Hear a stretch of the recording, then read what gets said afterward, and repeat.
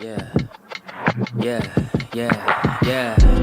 Making her way to the mic. They start dimming the lights. You start feeling alright. From Birmingham, home of the Teddy Longs and the Ruben Studders. More once you discover. For all of the lovers, Whitney Houston and Roman Reigns. For all of the lovers, and Mickey James and Marvin Gaye. For all of the lovers, and Sasha Banks, Janelle Monáe, Silk, Sonic, and Paige. Allow me to say, look, I just found a place, sweet escape. Every one of us, I was kinda late, I just made it off the struggle bus. Walking by the faith, cause I know it's right in front of us. Yo, I ain't with the hate, gotta focus on what's great. Ladies and gentlemen, Steph Hardy is on the air. Had to drop a couple bars just to make you all aware. So, sit back, relax, enjoy the show. You know I go by Joe or the rest of the flow, yeah.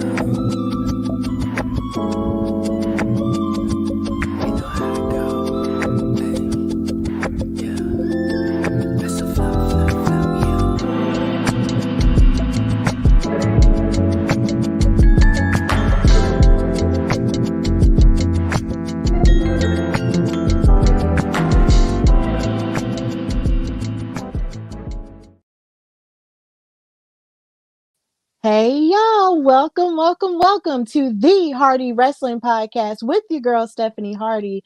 Of course, welcome to The Vibe. It is a beautiful Wednesday evening, and of course, I am here to talk wrestling, but this time I am not alone because I have a super special, amazing, powerful guest.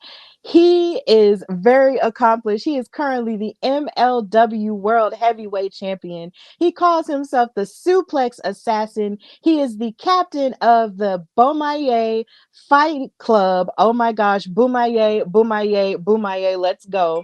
And on top of that, he's number 19 on the BRP 50 for 2023 and number 34 on the PWI 500 list for this year too. He is Alex Kane. What's up, Alex? I really like the introduction. I really like the introduction. It's a really good introduction. And then your like intro song for the podcast itself. I really enjoyed that. That was really, really well done. Yeah, thank you so much. I have to give credit to Josiah Williams, aka Wrestling Flow. He put his whole spin on it along with all Mhm. the parts of myself in my life. So it was amazing, and he deserves all the credit for that theme song. Like, it's great. And I'm always happy when my guests come on and they enjoy it. Cause I mean, what good is a show without a great theme song? So Exactly. yes. What it is. Yes, period. But of course, we're here to talk about you. You are just amazing. Okay. I have to intro you in because you are just so amazing. You're so accomplished. You are doing the dang thing. And I'm just so happy to have you on here. But of course, if all of you are watching live, wherever you're watching on Facebook, YouTube, Twitter, everywhere, thank you for watching. And of course, if you want to chime in with any questions for Alex, you can also ask those, but of course, this is just going to be a one-on-one conversation. So, Alex, I got to ask you the question that I ask all of my guests here, and that's when did you fall in love with wrestling? I fell in love with wrestling after watching. It was this VHS called Stone Cold Demolition. I didn't know who Stone Cold was at the time before watching it. It just looked cool. So I bought it from this what do you call it, yard sale. I took it home, started watching it. I believe it was the chronicle of like I think it was Stone Cold and Undertaker. They were in like the first blood match, and then I believe Kane came in at some point. Um, but just like watching Steve Austin at first was just like, yo, this dude's amazing. And like I think that was the moment for me where I was like, okay, we're doing this. This is the dream now. I want to know what this feels like.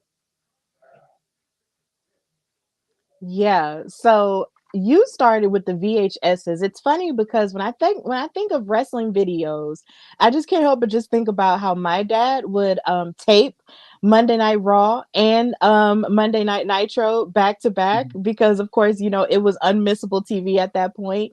And he had mhm, like mountains of videotapes. And on top of that, he had all of those types of videotapes where you can watch all of the collection of matches that people would have or like mhm. behind the scenes stuff. And of course, it changed into DVDs and such. But yeah, usually watching those videos, back in the day is how people start, especially, if you Mhm. were a child of the 90s like I was, or even a child of the 80s or something like that. So it's amazing whenever you have moments like that. And when you have moments like that you can pinpoint to where you fell in love with wrestling, and that is definitely a valid memory that you had, and you bought it from a yard sale too. Like, Mhm. I love a Yeah. good yard sale. Yard sale. I think I got like the little the WWF title at the time looked cool too. It had a like a blue strap to it. At least the toy did.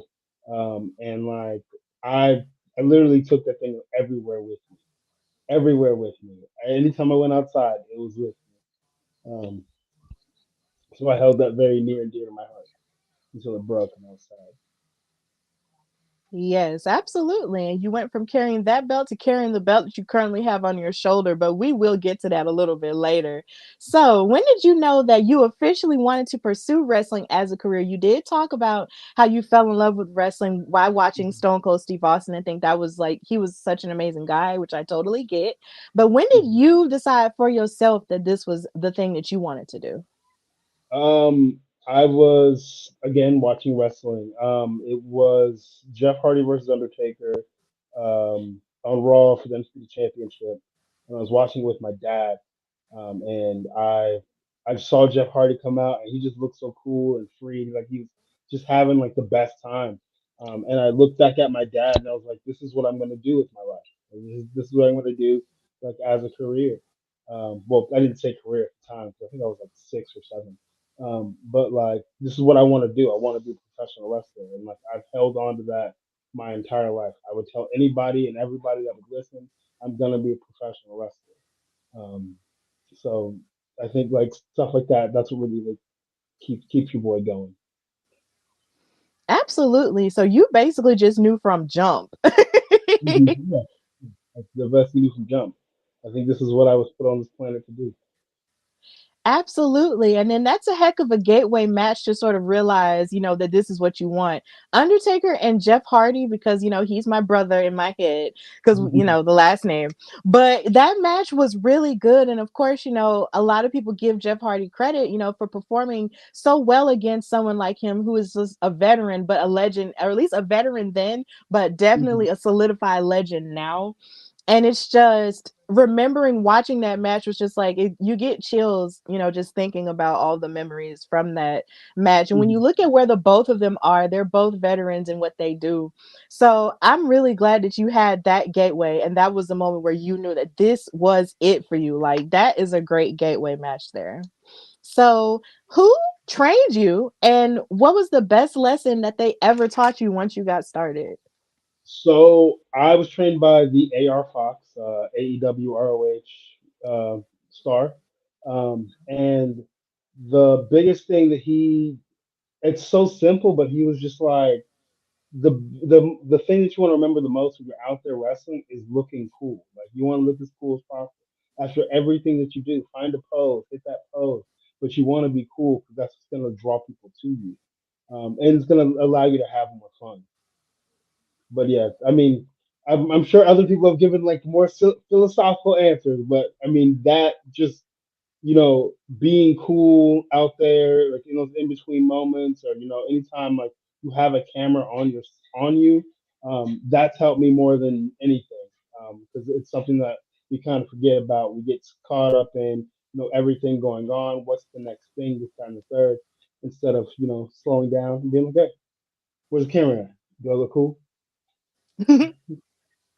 Absolutely. Of course, you have to have your in-ring style, down pat, from of course from what I see, because I watch wrestling, and then of course I'm not an athlete. I just talk about it because, I don't like pain. But the thing is, it's just a lot of it is of course having that awareness of, the camera work, and, having the charisma to jump out with your personality and such. So all of that is completely valid. And being taught by AR Fox, like that seems like the one of the best teachers in wrestling to have, honestly. Even though he has, of course, charted his own star on his own at this point when it comes to ROH and AEW. I've heard so many stories about him, being such a great teacher and being instrumental for a lot of people's careers getting started. Like even like Austin Theory, like it's crazy when you think about all the people, who he fed into, and the fact that you're one of them, that makes it even more special as well. So much respect to AR Fox for teaching you that, of course. And when it comes to your character and your personality, it just definitely like stands out because you just have this brash confidence about yourself, and it's just like, whoa, like you don't want to mess with him. Yeah. So honestly, that is a very valid lesson to learn. And yes, people have given, more like answers that were a little bit more, like, I guess you could say, I guess a little bit more profound, but at the same time your answer is still very much valid because it works. You have to be, Mhm. on at all times when that camera is on. So that's definitely valid. Thank you. Thank you. Absolutely. So, what were some obstacles that you may have faced during the time in which you were training, and how did you overcome them? Oh, some obstacles. Definitely like battling with negative like self-talk. Like yeah, I'm confident. I'm confident now. I have brass confidence now, but like first starting out, like very hard on myself.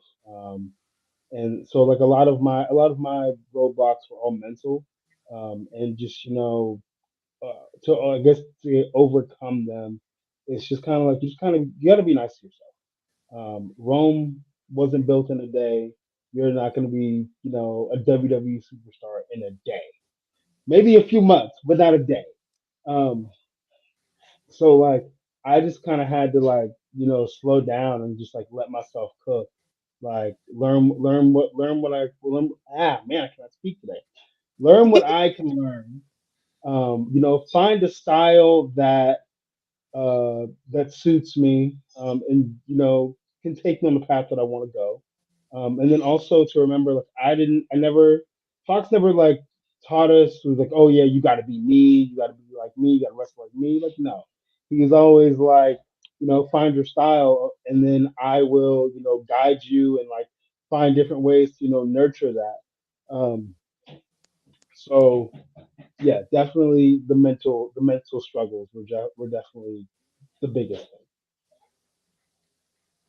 Yeah, like that is 100% valid because that's something even I have to fight if I'm being completely transparent. We're reaching some vulnerabilities here, but it's good. That's what HWP is all about. thing. That's something that I face in my life as well. It's just negative self-talk and also just fighting the idea of knowing whether or not you're good enough to be in a certain space, but then also realizing that you can't rush, your evolution, like from where you Mhm. are is still in a good place because you can only go up from where you are. But sometimes you really see it's like where a lot of people get caught up at is the fact that they compare themselves to other people, which is something I Yeah. do a lot too. And you're just like, Okay. man, I'm not doing this or I'm not da da da da. But at the same time, you also have to like look back on where you started and realize, where you are is still in a good place, even though you might not be where you think you ought to be, but you still might be very well in the place where you need to be. So I get that. I 100% get that. Yeah, like people always say comparison is the thief of joy.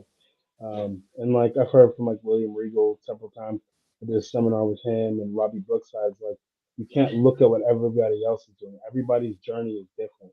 All you can do is kind of focus on your own, as far as just like where you need to be or where you're at. So like, you sometimes you forget that you let that slip. You see everybody else doing all this cool stuff. You want to do that cool stuff. Why are you not doing that cool stuff? And a lot of times it has nothing to do with how good you are, or anything like that. It's just not your time. It's somebody else's time, and you just gotta keep working where you're at.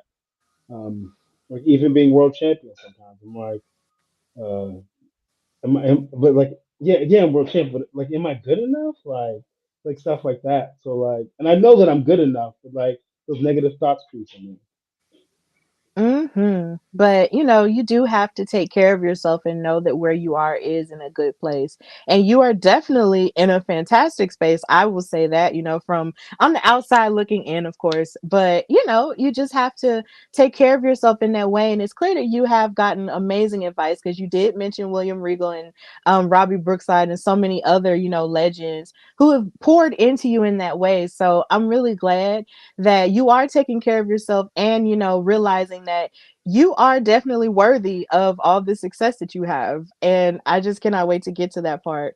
But in watching you wrestle, because I did watch a couple of your matches, you definitely, have the swagger and the confidence, of course, a bigger athlete. But, you utilize a lot of ground and pound in your arsenal as well. So who inspired your wrestling style and how do you seek to improve on it as you go? The biggest influence for my wrestling style is the gold standard Shelton Benjamin. That run, that mean streak that he had. Um, I mean, Shelton Benjamin as a whole, but that that run like that run like touched me in a different way. Like I literally, I think I changed like all my nicknames on social media. I think I was in like high school. Everything was the gold standard. That's what I believed I was. I believed I was Shelton Benjamin. So like that's was a main influence. Um, I do have a high school and collegiate wrestling background, so that's also blends itself into that. And like a lot of like the swagger and the present a lot of the presenting because like I'm a big dude, but I'm not like 6'3" or anything like that or whatever. So, but like with my style, I have to play big. If that makes sense. Like you can't go out there and play scared. You got to go out there and play big. And that kind of comes from football because when I was playing football, I wasn't big at all or whatever. But I played like I was big, so that kind of carries over. Um, and then like I, I watch a lot of tape. I watch a bunch of different wrestlers that aren't even in my style. Like I love Roman Reigns. Love his work so much. So like I watch a lot of him. Just trying to like take things from other people, not completely copy it or whatever, but like take stuff and make it my own. Find ways to work it to where like it's unique to me. So that's kind of how I stay improving and stay evolving instead of like getting stagnant. Yeah, that's definitely a valid way of preparation. You do have to watch, who you believe in your opinion is the best. And of course, Roman Reigns is in that, top echelon of wrestlers now of the modern Mhm. era. So, watching him and his evolution has definitely been a whirlwind of a journey, but still, a beautiful journey nonetheless. And just seeing how he's grown has been amazing. But I love that you mentioned Shelton Benjamin because him and his gold standard era and just him before that era as well, he was operating on such a high level to the point to where I always wondered how come they never ever really just gave him the opportunity to just shine the way that he deserved to shine. And of course Mhm. you can, a lot of people have argued back and forth about the time and the leadership and all this other stuff, but his talent was something that you could just never deny. Like I'll Mhm. never forget the first time I saw him at WrestleMania participating at like Money in the Bank match and he ran up the ladder. I was like, Mhm. "Excuse me?" Like Yeah, I wasn't like seeing anybody do that in my life and I was just like, "Wait, what? How does this he happen?" he innovated the match. He never won the match or whatever, but he innovated so many different things in that match. Like it's dope that he did something in this match and then they put it in every video game. Nobody else is Yes. no one else could or does run up ladders. So just like stuff like that. Man, that dude is he's just amazing. He is truly amazing. Like for Dusty Rhodes to see like I was watching like a little snippet short on YouTube.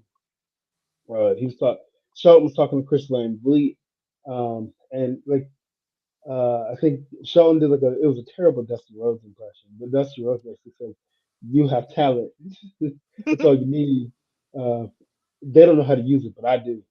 So Mhm. I kind of wish like I wish Dusty would have like been able to like be more in management and stuff like that. To give him that push, give him that time that he needed because the dude was over. Like I always go back and watch some of his matches now.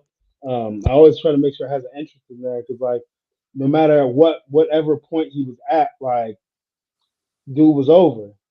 And then Mhm. when he came back and like I'm over here, I'm excited. I'm probably more excited than anybody. Um, but man, I really hope that he's gonna come out to the music, and then there's this other stuff, and I was like, what are we doing here? What are we doing here? Because his either whether it's a slowed down version or it's a sped up version, that ain't no stop for me. Yes. That does something to you. That does something to you. Yes, the fast version was my favorite one. Like that one used to get me going inside. Like, come on, let's get it. Let's get it. And then Mhm. just to watch him strut out there too, I was just like, yes, he's about to get in here and he's about to do it. And I love it. And of course, recently he was let go, Mhm. sadly from WWE, but at the same time, the world is his oyster. And that's just the beautiful part about wrestling is the fact that even if you're not, in the big top circus is what I call it anymore, Mhm. you can definitely, succeed anywhere, you go. So I can't wait to see where else he goes. Of course, if he wants to continue wrestling at this point, because he's been in it for a while, but he definitely still has the love for it. So if he does decide that he wants to, carry on more of his career, then he could pop up anywhere. He could pop up on you. Mhm. That is my dream match. That is my dream match. I hope that happens. Whatever he decides to do, but I hope that match Absolutely. So, once you started your career, like when did you realize you were, developing like a fan base or maybe a congregation of people who might not necessarily like you and your attitude? When did you realize that was happening for you? happens. Man. I think it was like 2021, maybe like a few months before I got approached by MLW. Um, my I guess the character, the suplexes, and all that other stuff started to get over, and it got over to a point where they started counting the suplex in the match. And then like they took it a step further and they printed out like suplex counter cards. If you've Oh, seen wow. some MLW stuff, you've got people around the ring and they're holding them. So that's where that came from. And then the theme song that I was using at the time, it's called the Suplex Assassin. They would literally like when they heard the song, they'd start singing the song like before I actually came out to the ring. So in that period of my life, that part of 2021, like that's when I was like, oh shit, I have something here. We have something here. People are rocking with you, Alex Kane. People are rocking with you. Let's go. Let's go. This is gonna get fun. Yeah, that sounds amazing. Just the idea that people were actually counting how many suplexes you gave. That's like on some Brock Lesnar stuff. Yeah. Like that's almost like another version of Suplex City, except it's like Mhm. for you. And that's amazing and that's just really cool. If not for nothing, wrestling fans love to create moments, even, for other people and for other wrestlers Mhm. that they love or might not necessarily like. And then it's just like it gives you something to sort of run with. That basically reminds me of my biggest obsession today, which was going back to listen to Whoop That Trick from Mhm. NXT, Mhm. and Trick Williams, and that theme song, like that is like my favorite thing. And the one component besides Booker T that makes that so great is just the crowd chanting Whoop That Trick to the beat of the Yeah. song. And it's just like with that type of thing, it just enhances the experience, if you're watching it on TV or if you're live. So I can only imagine being at an MLW show and you're wrestling and you're just doing your thing. And then all of a sudden, people are counting how many suplexes you're giving. And then you decide to bring it into fruition with your character as the Suplex Assassin. That's sick. Yeah, it is really, it is truly, truly amazing. You know, when the when we started the Boom Life, well, when I started the Boom Life Fight Club, when I started the Boom Life Fight Club, um, like from just like a production standpoint, one of my favorite producers, he was like, "Yeah, you're a heel right now, or whatever. We understand that. Um, but just like always, like try to like envision in your mind, like right now when you say Boomaye or whatever, like people aren't gonna understand, people aren't gonna know what's going on. But you know, keep throwing it at the wall and just keep trying. It's gonna catch on. And just imagine one day that people are gonna be chanting Boomaye, Boomaye, Boomaye while you're in the ring, on the way to the ring, whatever. Um, and for that to get actually come to fruition, anytime we do like MLW shows or MLW taping, and the crowd's just chanting "Boomaye," they're just going nuts. Like even before the music hits, if they know Alex Kane's about to be up, the "Boomaye" just starts, and we're just on and popping. Um, I know I'm rambling here, and I apologize for that. But yeah, No, you're fine. Yeah, and you brought up the Bomaye Fight Club. Like, was that inspired by Muhammad Ali in some yeah, aspects? it was. Yes, It was because when I saw that, the first thing I was thinking about was Muhammad Ali, and I was just like, I wonder, was that a part of it, or was that just another thing that brought that up to your attention? Like, what no, what was it about that happened with that? that was so the boss man Court Bauer. So let me go back so I can give you some context. So when I first initially got signed to MLW, I was a part of American Top Team, and that was like for like two, maybe three tapings. My first three tapings, I was a part of the American Top Team. I was with King Mo. Um, when Dan Lambert started going over to AEW, things were kind of getting a little. The loyalty wasn't there. So I decided to leave American Top Team and create my own thing. Now, what that own thing was going to be, I don't know. I didn't know at the time. So Court sent me the Muhammad Ali documentary. He was like, "Hey, watch this. Maybe you'll get like some ideas." Um, so I think it's around the time I get to like the episode where it's Rumble in the Jungle and they're chanting Ali Boomaye. And like during this time, in between me watching these episodes, like we're brainstorming like ideas for names. And like we didn't want it to be like super gimmicky, but we wanted it to be something that was, chantable. And the light bulb went off. Boomaye. It's fun to say. And I mean, it's really fun to say for a lot of people. And like, if I say it like three times in a row with some intensity, I'm ready to go. It's like pre workout. Um, so like that's kind of where it started. Right then and there, did the press conferences, dumping American Top Team. It's the era of Boom Fight Club, and it's just kind of like it's just been on the rise since then. Adding people, losing people, that's what happens with this Fight Club stuff. But for it to kind of get to the point that it's at now, to where go from being like this, I don't know, brash heel, confident character.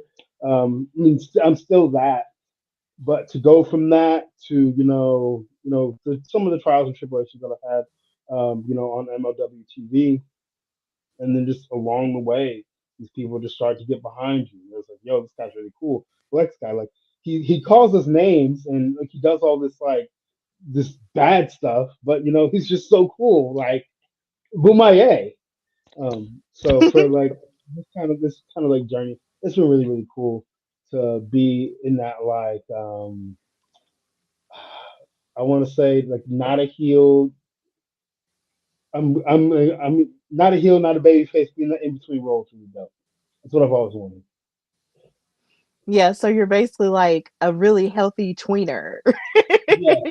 It's Yes, you're a pretty healthy tweener, but you're in this amazing faction that has like a who's who, of black Mhm. independent wrestlers in it, like Myron Reed, like O'Shea Edwards and Jay Bougie. Like, Please correct me if I'm missing anyone. Like it's So, everyone, right? so Myron isn't Myron. Myron will be Bomaye for life, but as far as like in MLW, he's not a part of it Mhm. anymore. But yes, Mr. Thomas is the OG, Mhm. Jay Bougie and O'Shea Edwards. So those are the other three that I have right now. And then I have like the what we like to call the Kane train or the Boomay entourage. And like I've had Rufus Lala, I've had El O'Neill, Jordan Blade, um, uh, Jay Haru. I've had a lot. I think it was like Hot Dog Starks or something. I think that's his name. I've I try to bring in as much talent as much black talent as I can in that northeast area. Sometimes it's hard to like reach everybody, but like I always invite like, hey, you guys want to come? Get your face on TV. It's not a lot, but it's something. Like it's something. It's that representation that we love so much.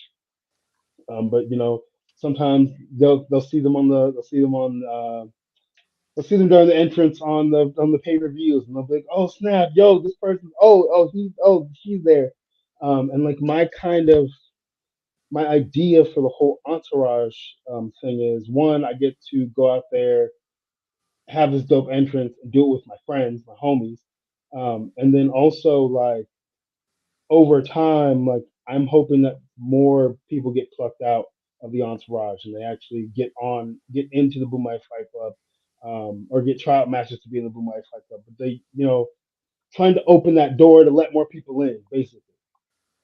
Um, and that's what happened with Jay Bougie. Like he was repping Boomaya since before he was in Boomaya. He was always about the cause. He was always about the movement. He was patient with me. Got some stuff sent to Don King. Got some stuff sent to MLW management. Yo, we like this guy. And I got him in the door. So that's more of what I want. I want to create opportunities for people to shine. Yeah, and that's really great because it's just like when I see a club like the Bomaye Fight Club and the mission that you just expressed, it's almost like an army of amazing black indie wrestlers, collectively coming together for like one cause. And the representation that that gives in terms of strength, in terms of numbers, and in terms of just all around representation, and of course, how excellent everyone is, it makes you really like there's like a level of pride that you sort of feel in seeing something like that, because of course you have sort of like smaller factions, and you've had the Nation of Domination, you have currently the New Day, even though it's in a different iteration because of course Big E isn't with them. It's just there it's just there's not a whole lot of like larger like Mhm. factions, in the sense sort of like when you think of an NWO, or when you think of a DX, like there isn't like a faction where there's like 50 limb black people Yeah. in a thing in the modern day. So I think that's just a very unique way of doing that and perpetuating black excellence in that way on MLW. So that's really cool, and you named even more amazing black people who I've had the pleasure of watching wrestle, or I've seen, here and there, like on social media. It's like you're putting them on and you're not just making it about yourself. And that's really Yeah. cool too. Because in some aspects, you really could, just center yourself and all of y'all are just, under me, like other people. But you don't do that. Like you literally like allow everybody to come up with you, and that's admirable. Yeah, because like I mean, like management will tell you all the time, like, yeah, this is your Boom Fight Club, this is all about you, yada yada yada, and that's cool, very nonsense. I truly believe that if I'm as bright as a star as you're saying that I am, then I can have other stars with me, and I'm still going to shine bright. But they're also going to get their shine too. Um, I remember Thomas telling me, like last year, that he had pitched like a group like this. He had pitched a group like this, basically the Black NWO. And like when he told me that, I was like, you know what? That makes a lot of sense. That where we are right now, like where the Boom Fight Club is, we kind of are the Black NWO at this point. Except I'm better than Hogan. That part. Yes, you just have to be honest. Yes, definitely. I love that. And it's just only going to get better from here. But I love that level of representation that you have brought with the Bomaye Fight Club. And I just can't wait to see what more and who else could be a part of it like in the future. Like that just sounds like some pretty cool stuff going on. So outside of wrestling, what are some of your hobbies that you like to do? So it used to be video games, and it's not that I don't like video games anymore. It's just trying to find something that you enjoy playing. Like the 2K games are, eh. I can only play those for so long. Um, Most of the games I play now are on my phone. There's this game called Idle Breaker. It's Hmm. like a zombie shooter type game or whatever. So I enjoy playing that. There's another game called Hero Tycoon where you're just like you're taking like potato like characters and like putting armor on them and then sending them into battle. I have Wrestling Empire on my phone, so that's another wrestling game that I really enjoy. That I'm gonna play a little bit later. So like most of the games I play are on my phone right now. But like I enjoy like shooter games, especially WWE games, basketball games. Like I really try to play a good bit of everything as far as video games go, and then just like watching different series with my wife. Um, right now we're watching Designated Survivor, and Hmm. it's it's so good, but it's maddening at the same time. It's so good, but it's Wow. maddening.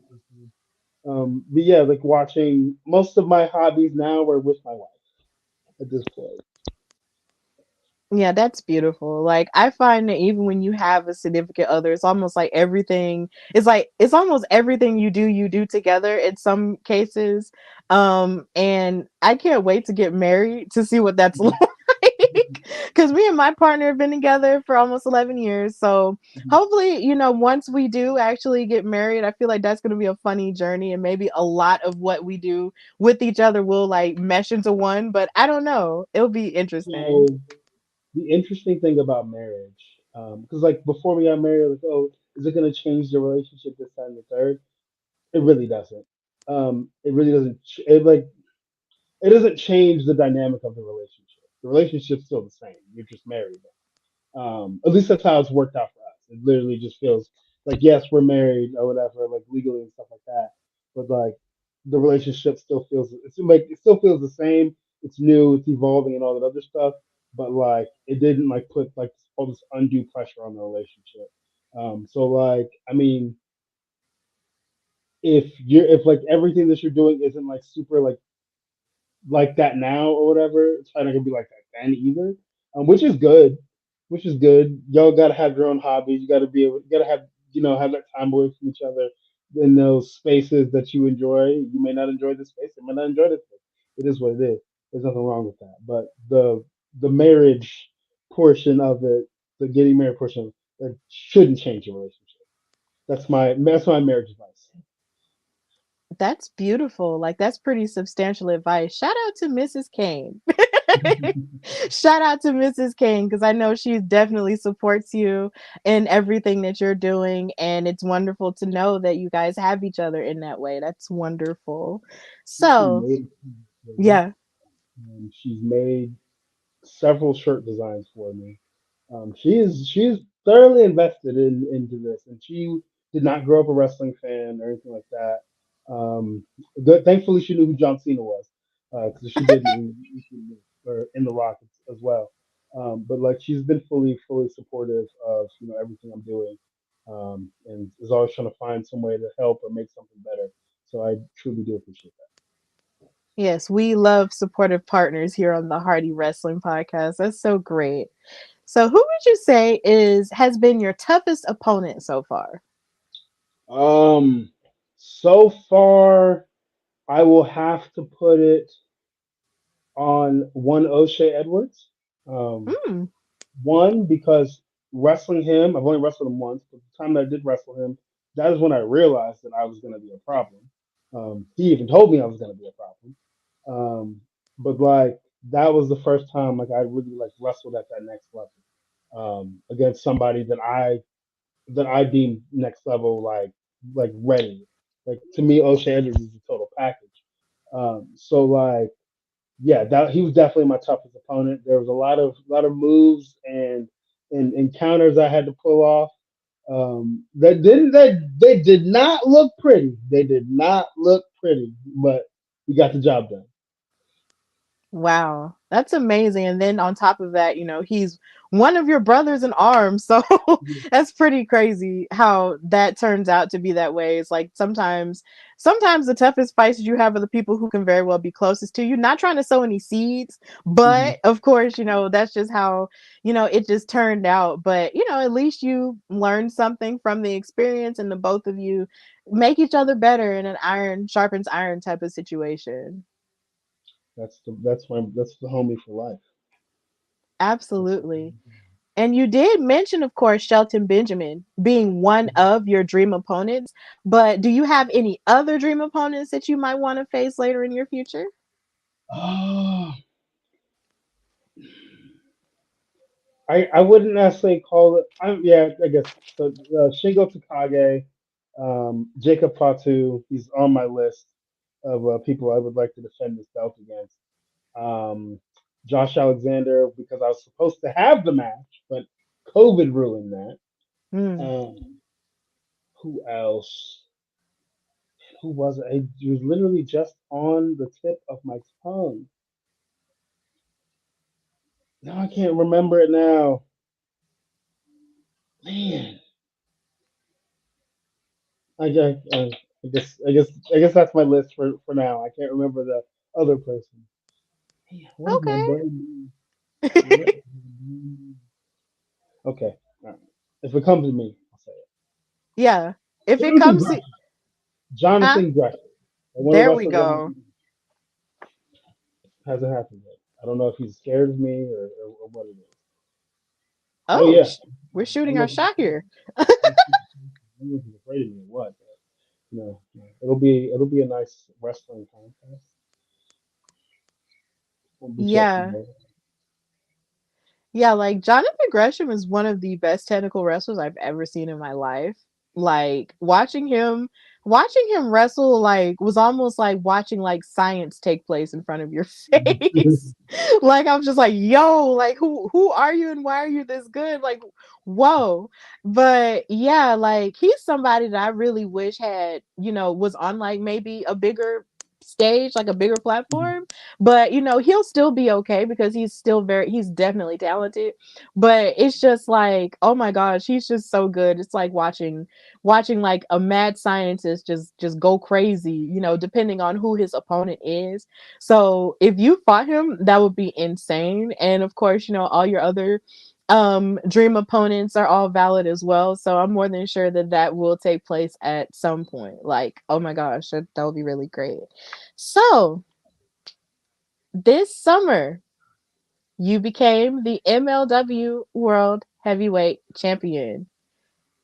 You accomplished that feat, and I remember when it happened, it felt like it was everywhere when you won. Like it felt like it was all over my Instagram, all over my Twitter, all over TikTok. Like it was just everywhere, and I was just like, oh my gosh, he really did win. Like it was everywhere, right?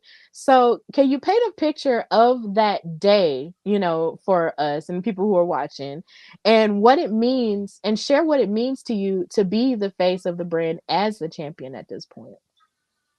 Oh man, that day was a very very emotional day for me. Um, Anybody that's close to me knows that I don't cry. Not that I'm like so tough, so tough. I don't cry. It's just really hard for me to do as an adult. It's very weird. Um, I've gotten therapy and stuff like that. Nobody knows why. So the emotions are heavy that day.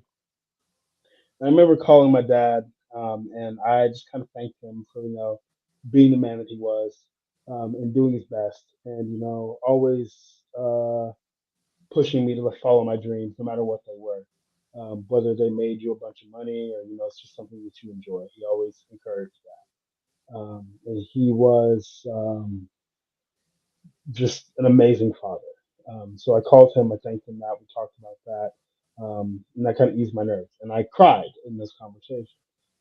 So once that kind of happened, I was like, okay, we're ready to go. Um, That same day, we filmed some of the Spirit of Bomaye, which is a documentary that's out right now on MLW's social media.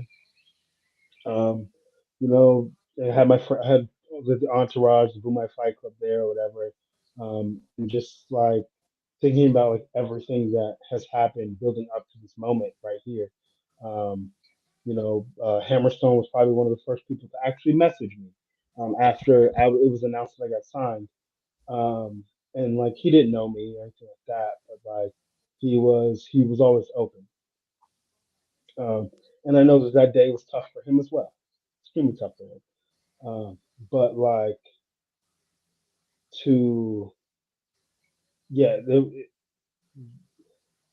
energy in the building that night was insane.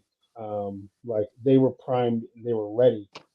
Like even when I think that same night, Bougie, they taped Bougie's match with Thomas, his Bomaye Fight Club tryout match, and they were going nuts then or whatever. So like when they came back, they're like, yeah, they're ready. Like this is gonna be crazy, and it definitely was.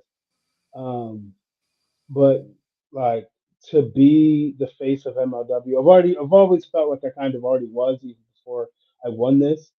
This just solidifies it.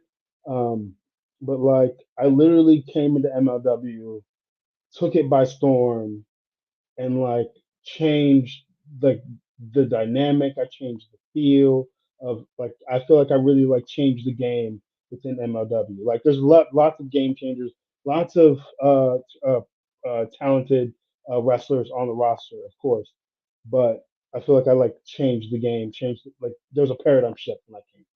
Um, so to be the official face of MLW means everything to me. This is what I've been working for.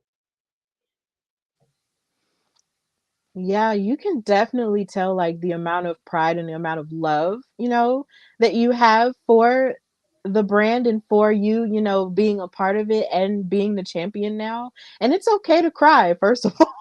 It is absolutely always okay to cry, whether you're a man, woman, or however you identify, it is okay to cry because those are the moments where I really believe you have to cry because only you know all the things that you did to get to this point, right? Mhm. You fully know it because it's your lived experience. So when you reach a certain high goal in your life, it makes sense for you to cry in that way. So I'm glad that even through all of the craziness of the show and everything, you were able to have a moment where you had with your father, who you first shared your dream with, Mhm. and express to him how you were feeling in the moment, even though you were nervous, you still performed to the best of your ability. And now look at you, you're the champion. Like, that's legit. That is some pretty legit stuff. You made a dream come true in that aspect. And that's something to be proud of. You're carrying MLW on your back, you're carrying the Bomaye Fight Club, with you being the champion in that way. So it's just an amazing feat that you accomplished. So you should definitely be proud of that. I just got to remind myself to be proud of it. Like this is dope. Yes, Like, this is dope. No, like absolutely. nobody could ever take this away from me. Um, and also being slotted up there as another Black World Champion is also dope on its own. Absolutely. And then on top of that, for you to be ranked, even as high as you are, like I mentioned earlier, on the Black Wrestling podcast 50 and even on the PWI like this year, like you are absolutely making waves and people see it, and and now you're the champion. So I can only imagine that now that you have the title, there's only so much more. There is so much more that you have, in store for the rest of Mhm. this year. And for all we know, you could be in the top 10, next year. Who knows? Yeah, that's what I want. That's what I need. Yes, absolutely. So you did mention, of course, what it means for you, to be a black heavyweight champion, of course, during these times where it seems that black people in wrestling are making so many amazing waves and accomplishments and stuff like that. So as a black wrestler, how do you feel about the evolution of us within this space?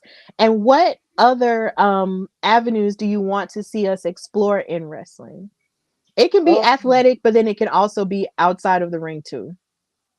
um, I feel like I know that professional wrestling is is I guess a white person's sport, majority. They've been doing it for the longest in the state.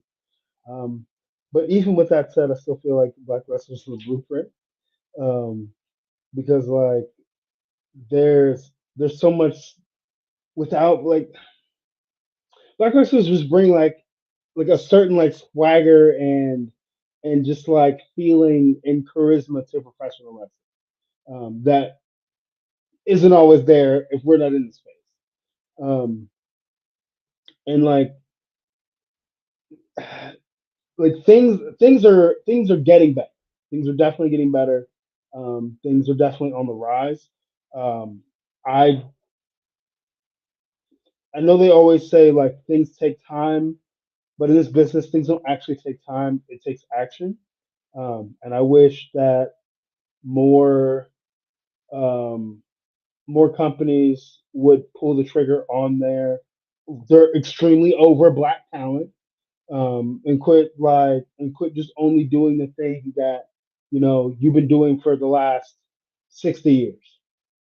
Um, because there's so many great black talent on that are the total package that can talk, that can wrestle, that are charismatic, can do anything that they need to do in the ring.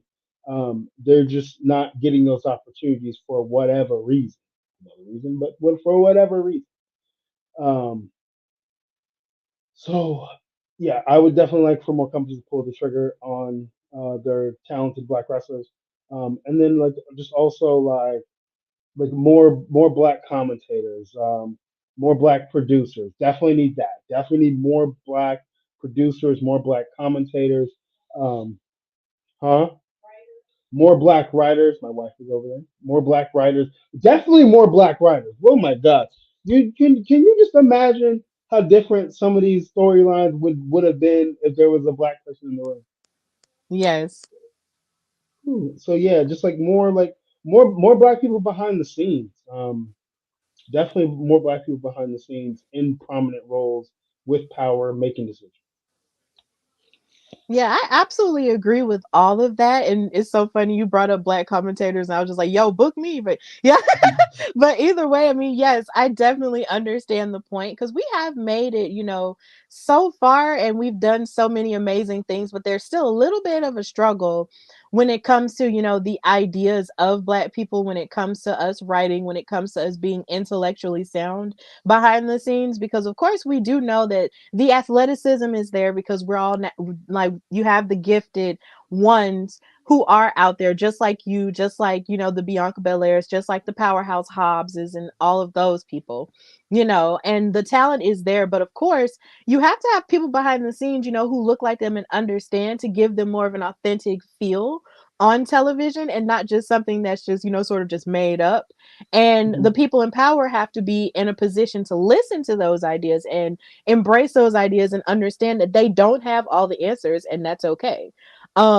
So I definitely agree with all of that because there's just been so many instances even in this year where we've seen black writers feel like their voices weren't being heard, or like they were just being silenced in so many various ways, and it's just not cute. And at this point in 2023, you should be giving black people and also people of color, in general, more of an opportunity backstage to express those stories and tell those stories of these people. And of course when it comes to the commentating thing, because I'm starting to get my feet into the commentary thing as well. It shouldn't just be all white men telling these stories, Mhm. because women have shown and proved that we have the knowledge, we have the fandom that's just as voracious as a man's fandom when it comes to wrestling. And black women are passionate about wrestling too. So with all that being said, how come you don't see us more being the ones that you call upon for the pre-shows, or being the ones that you call upon to sit next to a Michael Cole or a Corey Graves. Because I can't tell you how many times I wish I could just pop back at Corey Graves, and get him together with my Southern sass. Yeah. But, we got to work for those opportunities to do that. But I definitely agree with that. Yeah, I absolutely agree with all of what you said. So, in your opinion, how do you feel about the state of wrestling as a whole, in terms of what's great about it and what can be improved upon? Um, that is an interesting one. How do I answer this? I feel like as a whole, like I think professional wrestling has got like okay, like I know like in like the Attitude Era and stuff, like it was like really really popping, and like you had like the casual fan crossover and this that and third, and that's great and awesome, whatever, great. Um, I think that was before social media. Now we have social media, and even though we have social media and like wrestling feels so big, it's not big. It's a small niche. And like I always hear people talking about, oh, they got this company has to do this to, bring the casual fan. We gotta stop with this whole casual fan reaching out to casual fans. Um, if they, it, there's certain characters that are in professional wrestling that people are going to gravitate to no matter what. And like, but everybody can't be that.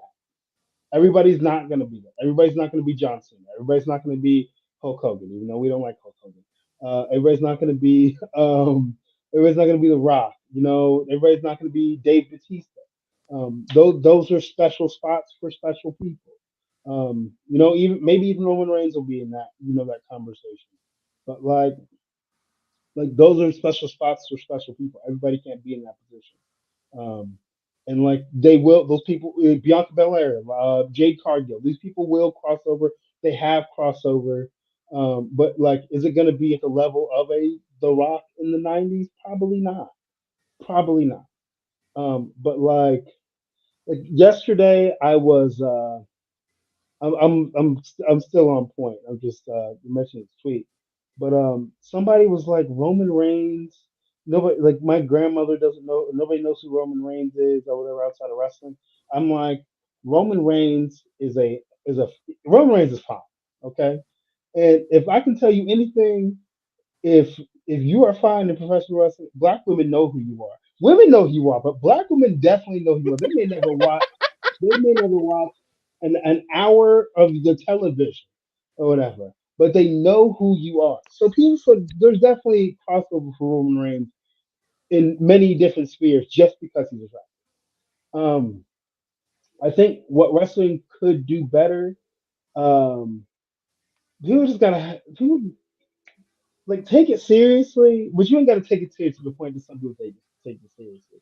Like there's so much like tribalism going on when it should just be like this actually comes to a point where something I did want to say to thank you for when I watched some of your lives or some of your content on TikTok. Um, you talk about professional wrestling in the way that I watch it or that I watched it growing up. You talk about it like a television show because that's what it is. It's a TV show. Um, you're not like, oh, this person should be booked here, or this person should be doing this, or trying to get involved in all the other backstage working. You're talking about it like it should be talked about, like you're watching Days of Our Lives.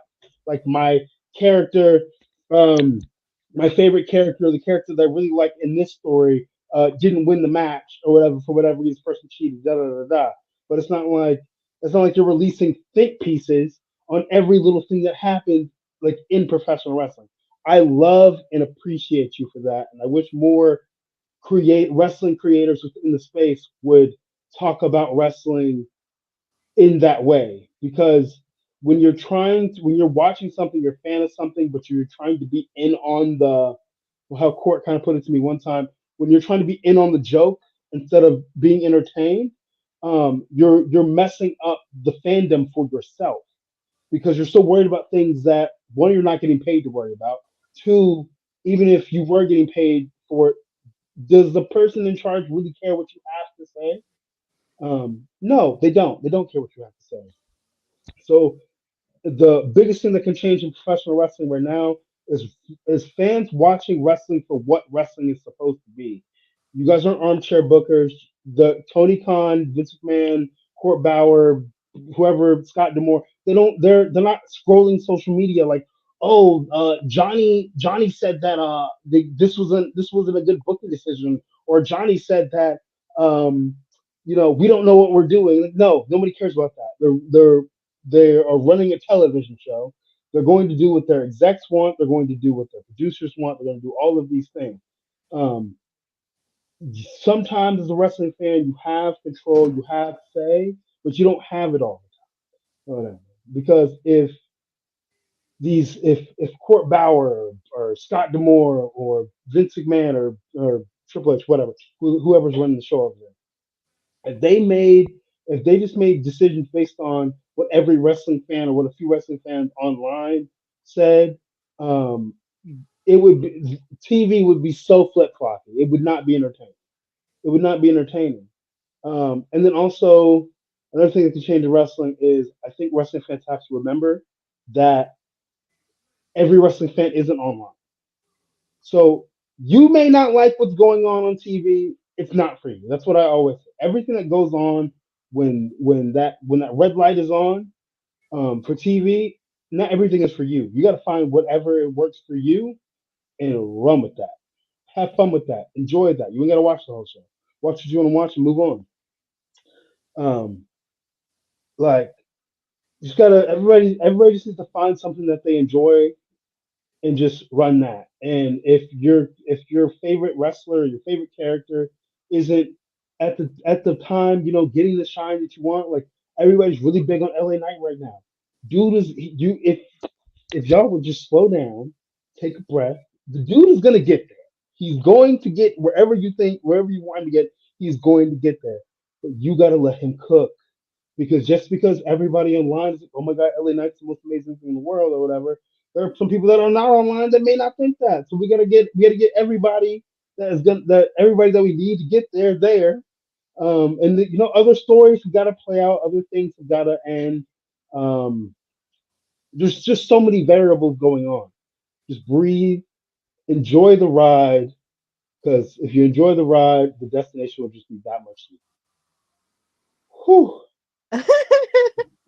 Yeah, that was a lot, but all of it is very valid, because in a sense, there is a lot of great stuff happening in wrestling. And yeah, the term of a casual fan is used a whole lot when it comes to, I guess when it comes to the wrestling fandom, when you see people who might not know everything or all of what's going on, or who may have watched it, back in the day, but didn't necessarily like watch it, on a deeper level, like for years Mhm. on a consistent basis, like some people. But I feel that sometimes us as wrestling fans, we have a tendency to be kind of very protective, I'll say, Mhm. of what we love so much that we almost sort of run anybody else away who might want to give it a chance and might want to fully, immerse themselves into it. And it's just like, yo, like we have to be more welcoming about what's going on, about what we have going on in our world. Otherwise, the fandom won't necessarily grow. So I appreciate you saying that in that way, but and what's so funny is, even with, the people who are into it and who are the larger stars, it's like the larger stars, do sort of bring outside people in because they see them doing specific things, because you're seeing a lot of them do stuff outside of wrestling, and you see them in other avenues, like even with the New Day, like they were definitely one of those people who are doing different things, like in video gaming or in shoes, or Mhm. in so many other things like animation and stuff. When you see them in other avenues, it makes other people want to like come in and actually give, what we have going on a chance. And when I watch wrestling, I'm actually glad, to hear that you like my content. Thank you. I appreciate that. Because when I watch it because I know I'm going to always love it, no matter what. And the athleticism of it is always, great. And I just love to watch these people do what it is they do. And then the storylines are just always compelling. And I just try to talk about, the stuff that I love, because we do we are a little bit hard on the thing that we love sometimes, but sometimes I just figure, if you love something, you should just uplift it more. And that's just, how I try to operate a lot of the time, and also Mhm. uplift the people who are in it. So I'm really glad that what I do, resonates with you and with other people in the wrestling space. And hopefully, we can, do better outside of the idea of tribalism and all of that, because wrestling is so big and it's so wonderful and so vast that there's something for everybody, and even if you do, pick and choose what you can and cannot watch, or what you're into or what you're not into, there's still something, for you. And if you don't want to or can't look at a certain thing, that's okay. But either way, it's still, for everyone. And I think ultimately that's just what we have to fully embrace in terms of, our community to continue to be healthy. So, that was a really big conversation we just had. I never expected that question to really open up in that way, but I am glad that it did. So, when it comes to the evolution of your career, do you see yourself, possibly signing with a any major mainstream company that we see out here, of course, with the WWEs, the AEWs, the Ring of Honors, Impact? Do you see that for yourself? Uh, yeah. I hope so. I definitely hope so. Mhm. But, for the time being, it's like I want to get MLW to that. I want to get MLW to that like level of when people talk about mainstream companies. Like I want to be mentioned in the same breath as like Impact. Like that's what I'm trying to trying to trying to bump us up to. Um, like when people talk about professional wrestling, like they mention MLW. Like well, I don't know if MLW ever be like WWE or AEW or anything like that, but like I want to raise the bar and like elevate the company to that level. So when people are talking about what's going on in professional wrestling, they are like, okay, yeah, AEW, WWE, Impact, MLW.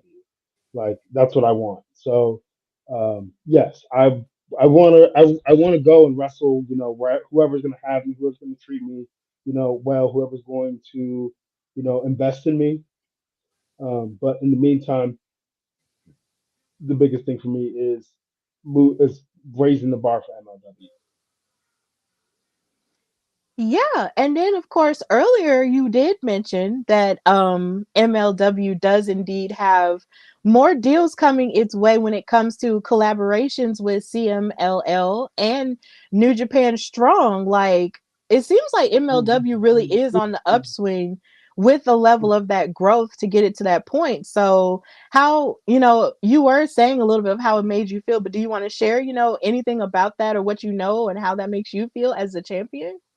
Yeah, to be to have this, I guess, alliance is what they're calling it, CMLL and New Japan Pro Wrestling. It's gonna open a lot of doors. It's gonna allow for some really really cool matchups, and hopefully it allows for some really cool travel. Really cool travel. That's definitely something I'm looking forward to test myself against the best all around the world. Like I want to be a fighting, trash talking, cool, confident, brash world champion. And I just want to add more and more legacy to this year championship here. Um, because like being a world champion is really really dope. So being able to do more international stuff would be even more awesome. Absolutely. So, just a couple more questions for you. Who would you say are your favorite wrestlers that are male, female, or non-binary at this point to watch? Max the Impaler. Max is the homie. Always. Rico Gonzalez.